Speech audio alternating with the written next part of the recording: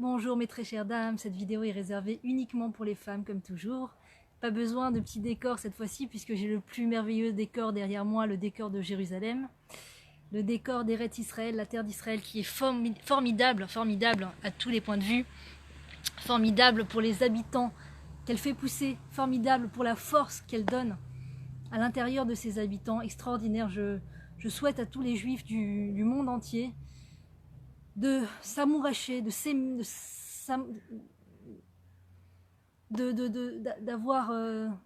s'émouvoir positivement concernant la terre d'Israël et de vouloir y vivre parce que tout y est à gagner.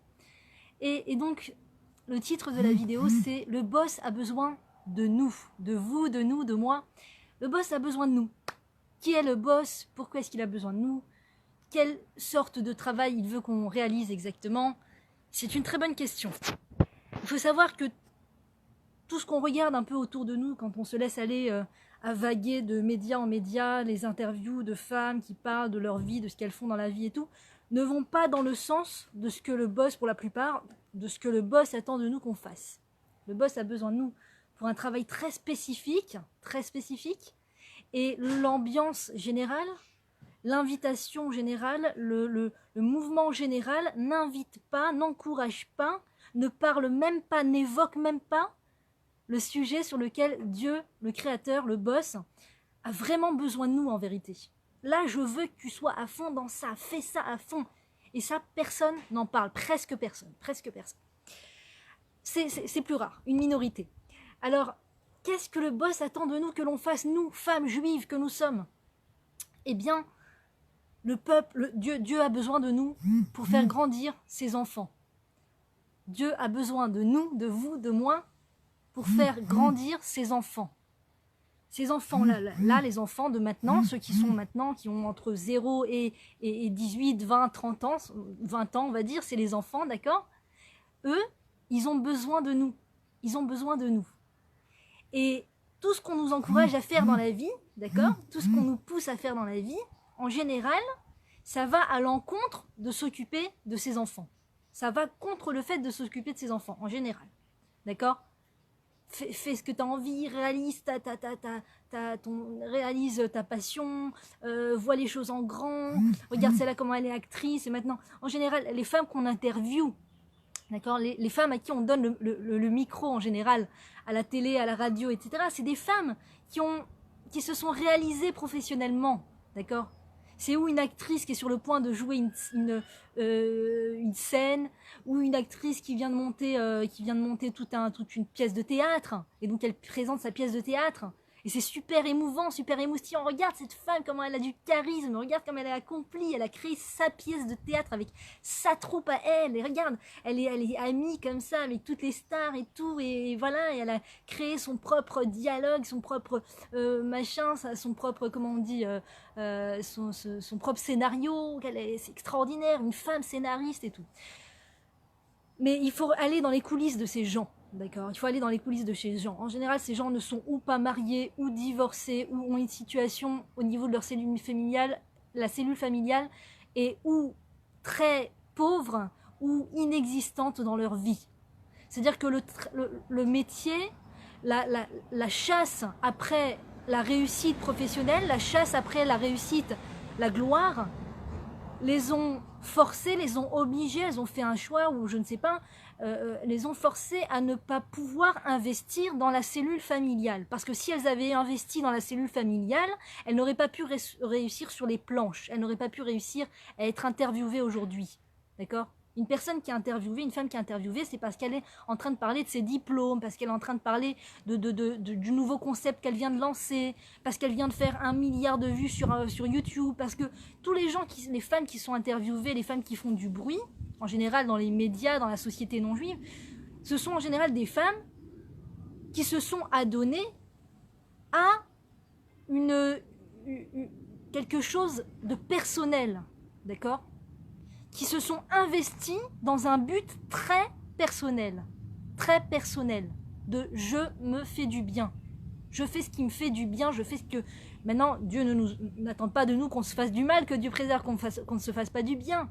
A fortiori, une femme, d'accord, qui amène des enfants, une femme juive qui amène des enfants dans ce monde et qui s'en occupe et qui est là pour son mari, elle a le besoin, le devoir, c'est une mitzvah, qu'elle se fasse du bien, c'est une mitzvah, que quand elle sent qu'elle en a besoin, elle doit aller s'aérer, elle doit aller s'acheter quelque chose qui lui fait plaisir, elle doit aller... Mais le thème principal de sa vie, c'est pas d'être déçue parce qu'elle n'a pas encore réussi à aller s'acheter un nouveau truc, c'est même sans ce truc que j'ai pas réussi à m'acheter, je suis contente, je continue de vivre, je continue de me réveiller le matin, je continue de faire ce que Dieu attend de moi, qui est de m'occuper de mes enfants, qui est de m'occuper du peuple futur. Et Dieu, il me dit, je t'en supplie ma fille, je t'en supplie. Concentre-toi sur ça. Concentre-toi sur le repas que tes enfants vont trouver quand ils vont rentrer de l'école. Concentre-toi sur ce que ton enfant il a envie de dire, d'accord? Ton enfant rentre de l'école, il a 10, 11, 12, 13 ans. Il a des choses sur le cœur, il a des choses. Un enfant, ça passe par il suffit de se souvenir de notre enfance, d'accord? Combien de fois on est revenu de l'école, on avait vécu quelque chose d'un petit peu déstabilisant, d'accord? J'avais besoin du Tipex, j'ai demandé qui a du Tipex, personne n'a voulu me donner du Tipex, alors qu'ils avaient du Tipex. Ça, un enfant, c'est un défi pour lui. C'est une grosse épreuve pour lui. C'est une grosse épreuve, d'accord? C'est comme si tu vas chez la voisine maintenant, d'accord? Il te manque, ta fille est brûlante de fièvre, tu as très peur pour ta fille, pour ton bébé, tu vas chez la voisine, tu lui dis, excusez-moi, est-ce que vous auriez du paracétamol, s'il vous plaît, pour bébé? Et tu vois le paracétamol sur la table, à côté, et la femme te dit, non, je n'ai pas de paracétamol. Désolée. Vous êtes sûr, parce que c'est pour ma fille, elle a beaucoup de fièvre. Non, j'ai pas de paracétamol. Bye, d'accord? C'est une épreuve. Tu sors de là, tu te dis, mon Dieu, mais... Purée, déjà que je suis pas bien, déjà que ma fille elle a de la fièvre, je vais la voir, elle a le paracétamol sur la table et elle me dit non. Mais c'est horrible. Et ben ouais, c'est une épreuve. Et nos enfants, ils vivent ce genre d'épreuve à leur niveau. Alors on se dit c'est quoi du Tipex, ça va, c'est rien, mon fils. Oui maman, mais j'ai demandé du Tipex, ils ont pas voulu me le donner et tout. Mais ça va, mais qu'est-ce que c'est du Tipex? Mais je vais t'en acheter du Tipex, c'est pas pour ça qu'il faut pleurer maintenant, t'es pas un bébé. Mais c'est une épreuve. Il est en train de passer par une épreuve, il a un besoin de quota d'écoute. Il a besoin d'être écouté, il a besoin qu'on s'intéresse à lui. Ça va mon chéri? Comment ça s'est passé à l'école aujourd'hui? Tu vois, et donner la possibilité à l'autre de parler sans le couper. Sans le couper avec le téléphone qui vibre dans la poche, sans le couper avec le « attends, je réponds au WhatsApp, en plus c'est ta professeure, elle veut me dire quelque chose. Ah, entre-temps, il y a aussi une amie qui m'a parlé, puis aussi, attends, j'ai reçu une pub pour les chapeaux, et attends, oh là là, j'ai raté l'événement, c'est pas vrai, c'était hier. Attends, qu'est-ce que tu voulais? Ah oui, ouais, qu'est-ce que c'était? Oui, attends, 2 minutes, tu vois, non, l'enfant, il a besoin de parler. L'enfant a besoin de parler, il a besoin d'être écouté. Et le boss, le créateur me dit, je t'en supplie, ma fille, fais ça pour moi. Fais ça pour moi. Je sais, tu seras pas interviewé demain à la radio parce que tu as écouté ton fils. Je sais, on va pas demain, ta copine va pas t'appeler demain en disant, alors, j'ai entendu que tu as écouté ton fils. Il avait quelque chose à dire et tu l'as écouté. Non, ta copine va pas t'appeler en s'ébahissant du fait que tu as écouté ton enfant. Tu vas pas faire les gros titres, c'est vrai. On va pas te décerner un prix Goncourt ou je sais pas quoi, un prix. Un jour, j'ai donné un livre à quelqu'un, elle m'a dit, vous voulez un prix Goncourt? De quoi tu parles? C'est quoi? Qu'est-ce que quoi? Non? Je sais pas, non, tout va bien, j'ai pas besoin de prix Goncourt, pas du tout.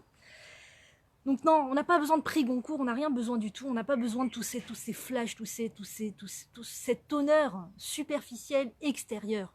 Parce que dans le Birkat Amazon, on dit Hachem Oz le amo yiten. Hachem, il va donner Oz, la force, Oz, à son peuple. Hachem Oz le amo yiten.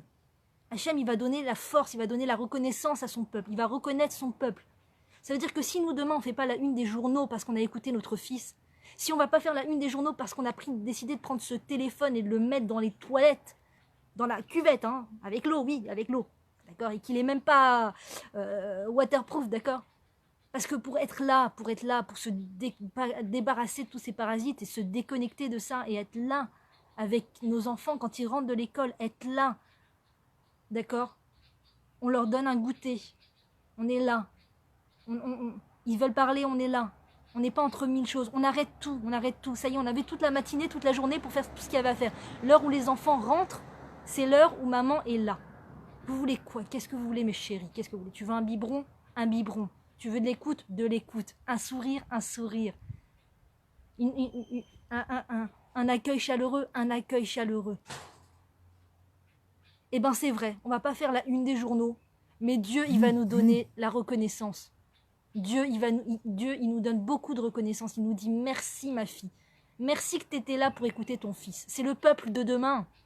C'est le peuple de demain. Si tu es en train de faire une tournée des villes à Miami, New York, Paris, la tournée folle de la mode, la tournée folle du théâtre, je suis en pleine tournée, là je me réalise à fond. Mais, et cet enfant, qui est-ce qui va l'accueillir? D'accord? Ah, quel enfant? De quel enfant parles-tu? T'as pas d'enfant? T'as des enfants? Ah, des enfants, oui, non, bah, le père, il va apprendre à ce que c'est le père, il va se donner un peu plus. Si justement, si je travaille, il y a un calcul faux comme ça, un grand mythe, que la femme pense que si elle travaille plus, le père va être plus responsable avec les enfants. D'accord? Plus je serai à l'extérieur, plus le père, mon mari, va enfin prendre à bout de bras son rôle de père. Mais c'est quoi un rôle de père? Tu sais ce que c'est un rôle de père? Le père, c'est celui qui est fait, qui est construit extérieurement, qui est construit pour être à l'extérieur. C'est le ministre de l'extérieur. Il a toutes les forces intérieures pour se battre avec cette jungle qui s'appelle dehors, qui s'appelle le travail, qui s'appelle l'étude de la Torah, qui s'appelle l'extérieur. Quand un père est avec ses enfants, même si c'est le père le plus père poule au monde, ça ne remplit pas le quota émotionnel des enfants comme quand la mère est là.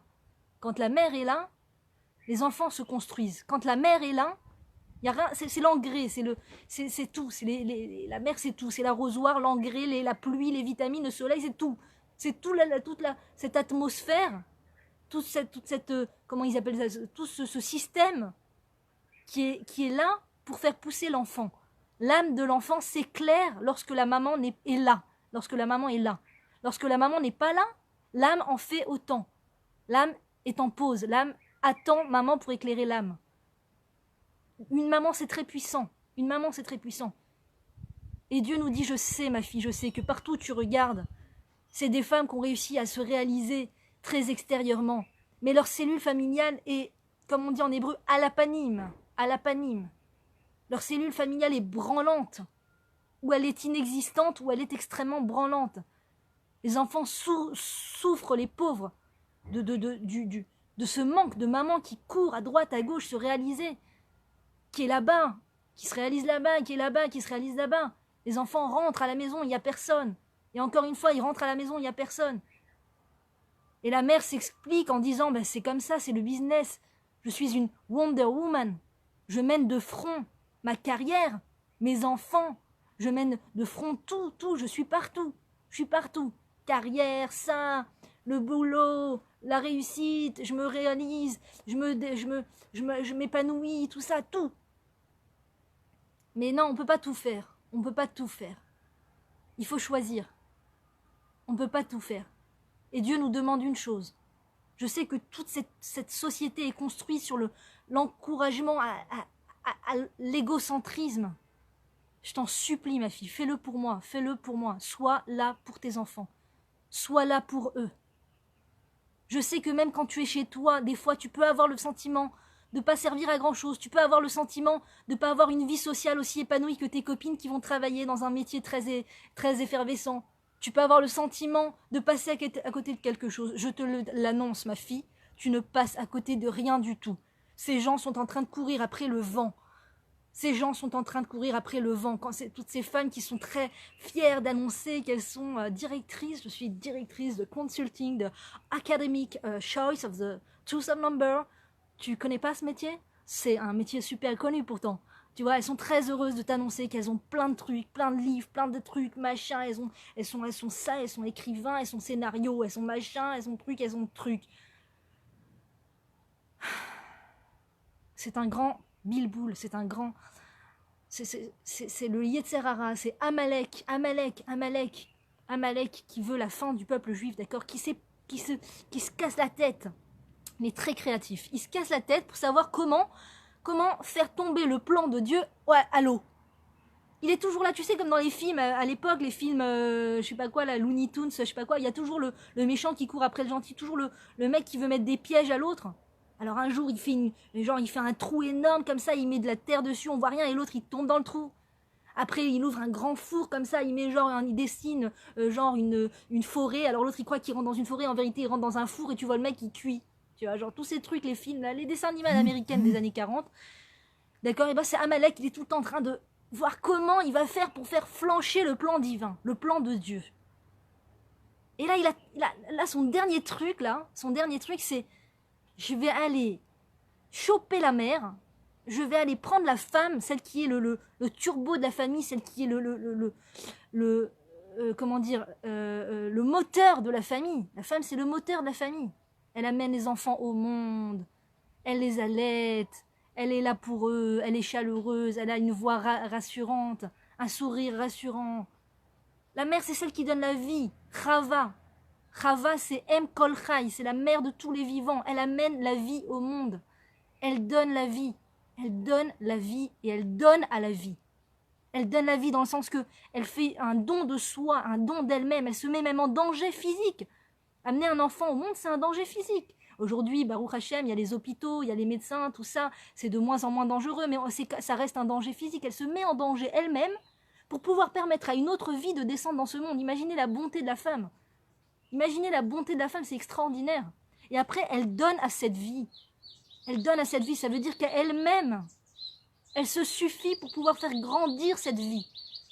Émotionnellement, physiquement, techniquement, physiologiquement, par tous les moyens, elle va donner à cette vie pour lui permettre de grandir. Et plus la femme est concentrée sur ce job, sur ce défi, sur exactement ça, ce rôle qu'Hachem attend qu'elle prenne à bout de bras, plus les résultats seront positifs. Et moins on devrait être dans la retouche. Dans la retouche, ça veut dire quoi? Hop, à 11 ans, je sais pas ce qu'il me fait, il me fait la guerre. Hop, à 13 ans, il me manque de respect grave. À 18 ans, je sais pas ce qu'il fait, il amène des gens bizarres à la maison. C'est des retouches. Oui, mais tu sais que la base, c'est 0, 3 ans. De 0 à 3 ans, de 3 ans à 6 ans. C'est des âges extrêmement importants. Et c'est là qu'il faut s'investir. Il est jamais trop tard pour s'investir. Mais quand on est au début du chemin, il faut savoir, on ne le sait pas. On croit que les enfants, ils peuvent grandir sans nous. Mais tout le monde peut faire ça à ma place. Tu mets la pizza au micro-ondes, t'appuies sur 6, t'attends, tu sors la pizza, tu lui mets des petites olives, voilà, et lui, il aime sans olives, et tu leur sers le coca après, et tu leur mets un biberon de lait au moment de dormir, et voilà, c'est bon, je reviens sur quelque chose, tout le monde a tout compris, allez, salut! Mais c'est pas que ça, c'est pas technique, c'est pas la pizza au four, c'est pas seulement ça. C'est la présence. Tu peux leur faire envoyer un repas fauchon avec une étrangère qui va les garder. Ça sera pas aussi qualitatif pour eux, aussi positif pour eux, que si tu leur as fait une omelette un petit peu brûlée. Je dis pas qu'il faut brûler l'omelette, mais c'est pour dire que des fois la mère, elle croit que parce qu'elle n'a pas réussi à faire un truc super top niveau, il vaut mieux faire venir la super magicienne d'enfants, la super cuisinière pour enfants. Regardez, nouvelle activité, j'ai fait venir une super cuisinière pour les enfants. Elle va les épater avec 1001 gâteaux, 1001 omelettes à tous les goûts, omelette aux truffes, omelette au machin, omelette au cognac, omelette au suchard et tout ça. Et voilà, enfin, ils seront épanouis. Mais non! Ils n'ont pas besoin de tout ça, les petits chéris. Ils n'ont pas besoin de tout ça. Tu sais pourquoi? Il faut revenir au minimalisme de sain de base. D'accord? Il faut revenir à un minimalisme de personnes. De personnes, de job, de capacité. Avec ton omelette à toi, toute simple, tu leur remplis beaucoup plus leur batterie que si tu avais fait venir maintenant quelqu'un qui leur fait un truc fauchon et toi, t'es pas là. Ils sont en train de manger du fauchon, des fruits exotiques, des trucs super chers, mais maman n'est pas là. Maman n'est pas là. Ils ont fait une émission, on m'a raconté, sur les enfants de stars, où ils ont le top du top, hein, des chambres à 180 000 $, un carrosse, un lit, un carrosse pour lit, un lit pour carrosse, enfin on sait plus qui est quoi, et l'enfant donc vit elle a un petit cheval à bascule en or massif à 180 000 $, d'accord? Mais maman est en train de chanter sur scène, en train de faire la tournée du pays. Et donc, l'enfant ne voit même pas sa mère. Comment on peut se tranquille... Comment la mère, un instant, peut se dire qu'un cheval en or massif va remplacer sa présence? Comment on peut en arriver à se dire un chemin de conclusion aussi ahurissant. Donc non, les enfants, ils ont besoin de rien du tout. La base de la base, c'est la maman. La base de la base, c'est la présence de la maman. Et après, achar bonus, comme on dit en Breslev hébreu. Tout le reste, c'est bonus. Tout le reste, c'est bonus. Tu t'es levé ce matin, le reste, c'est bonus. Tu connais ce... Maman, tu es là chez toi, le reste, c'est bonus. Mais ces chaussures sont trouées, mon Dieu, mais quelle honte. Je t'assure que... Je dis pas maintenant que ton enfant doit aller en chaussures trouées à la maison. Attention, je ne suis pas extrémiste à l'école. Mais je dis que des fois, on se prend trop la tête sur des détails, d'accord ? Si l'enfant rentre à la maison avec des chaussures trouées, il vaut mieux aller acheter les chaussures la semaine prochaine quand tu auras le temps d'y aller, quand les enfants seront à l'école, que dès que les enfants arrivent de l'école, tu vois les chaussures trouées, tu dis « Ok les enfants, restez là avec papa, restez là, j'appelle la babysitter, je vais leur acheter des chaussures. » Non, pour l'instant, ils ont besoin de toi, d'accord ? Le fait qu'ils ont des chaussures trouées, tu régleras le problème quand ils seront à l'école, quand ils seront... Mais là, quand ils rentrent de l'école, quand ils rentrent du GAN, ils rentrent de la maternelle, ça y est, on est avec eux, on est à la maison, et on essaye, pour les enfants qui sont petits, je parle, de ne pas les laisser des heures et des heures au GAN. D'accord ? 4 heures, c'est déjà trop tard. 6 heures, n'en parlons pas, c'est inhumain. D'accord ? Un enfant de 3 ans, jusqu'à 6 heures au travail. Bon, ça ne rentre même pas en ligne de compte, je n'en parle même pas, bien entendu. Non. 4 heures, c'est déjà trop tard. 4 heures, c'est pas parce qu'on nous propose 4 heures, d'accord ? On nous propose de la laisser jusqu'à 4 heures qu'on doit laisser jusqu'à 4 heures. Moi, quand j'ai mis ma fille, je venais d'accoucher et ma fille avait 2 ans et demi. Je voulais vraiment la garder jusqu'à 3 ans à la maison. Il se trouve que je venais d'accoucher, donc 2 ans et demi, on l'a mise au GAN. Et j'ai dit à mon mari, on la met au GAN. Le premier mois, je viens d'accoucher, on la laisse jusqu'à 3-4 heures comme tu veux. Mais après 1 mois, quand je me remets, dans 1 mois, 2 mois, je me remets, je te préviens, je vais la chercher à 1h30. On la laisse pas plus tard qu'1h30. Et un jour, il est revenu, il m'a dit, bonne nouvelle, bonne nouvelle. Le tsaharon, c'est-à-dire le fait de laisser l'enfant après 1h30, c'est passé de 800 shekels à 50 shekels. Hein, ne me demandez pas où c'est quoi cet endroit incroyable, parce que je ne vous donnerai pas l'adresse, parce que c'est pas ça, c'est pas là que je veux en venir. Je veux en venir en fait que j'ai dit à mon mari, je t'explique, très cher mari, même gratuitement, je ne laisse pas mon enfant après 1h30. 2 ans et demi, elle a. 2 ans et demi, je ne laisse pas mon enfant après 1h30 entre les mains d'étrangères. 1h30, je suis censée avoir récupéré, rechargé mes batteries, nourri le bébé, je me suis nourrie, j'ai dormi. 1h30, 2h30 max. Je vais chercher mon enfant, mais pas plus que ça, même gratuit, même 50 shekels. 4 heures de l'après-midi, c'est trop tard, c'est tard. Les enfants ont besoin de la présence de maman. Et là, Dieu, il te dit, je t'en supplie, ma fille, je te demande une chose, remplis ce rôle. Toutes les femmes ont porté faillite. Toutes les femmes, ça y est, elles ont quitté la baraque, elles ont quitté la maison, il n'y a plus personne. L'autre, elle s'est réalisée super chef, master chef. L'autre, elle a ouvert sa maison de thérapie. L'autre, elle a ouvert ça. Alors, c'est super, hein, en vidéo sur Facebook, ça donne super. Ça donne génial. Regardez comment elle est réalisée, quelle créativité, comment elle a osé, comment elle s'est lancée. Mais au final, il faut comprendre qu'il y a une cellule familiale défaillante. Une cellule familiale qui souffre, qui en souffre. Donc ça peut paraître génial. Mais à quoi ça sert au final ? Qu'est-ce qu'on fait ? Oui, quand je fais du théâtre, ça fait du bien aux gens qui viennent me voir. C'est une shlichut extraordinaire parce que les gens qui viennent me voir, ils se rendent compte qu'ils peuvent eux-mêmes écouter et se laisser et tout ça. Mais tu ne peux pas faire du bien en faisant du mal. C'est-à-dire, si tu as des enfants qui sont en train de souffrir à la maison parce qu'ils n'ont pas maman, parce que maman n'est pas là, comment tu veux avoir la bracha pour faire du bien aux gens ? La bracha pour faire du bien aux gens, elle vient quand une femme est droite. Dieu voit que tu fais du bien à tes enfants, il t'envoie des enfants. Il voit que tu leur fais du bien, il te donne la bracha pour continuer de faire du bien. Il te donne la bracha pour continuer de faire du bien. Si Dieu t'envoie un premier, je cherche la prise pour mettre de la batterie. Non. Pas de batterie. Bon, ça va peut-être couper. D'accord ? Dieu t'envoie un premier exercice.